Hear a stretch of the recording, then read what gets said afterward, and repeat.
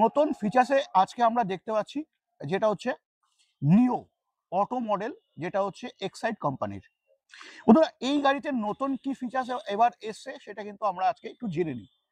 এবার এই গাড়ির দামের সম্বন্ধে জানতে গেলে অবশ্যই তোমার দায়িত্ব থাকবে যেটা স্ক্রিনে দেওয়া নাম্বারে ফোন করে এবং ভ্যারিফাই করে অবশ্যই আসতে। তো যেটা হচ্ছে এই গাড়িতে থাকছে আমরা মোনো শকার পেয়ে যাচ্ছি, সামনে ডবল শকার, এবং পিছনে আমরা ফ্লেক্সি পেয়ে যাচ্ছি। সাথে সাথে তাই না, আজকের দিনে অনেকেরই কিন্তু একটা কমপ্লেন ছিল যে গাড়ির হ্যান্ডেল কিন্তু কাটে না।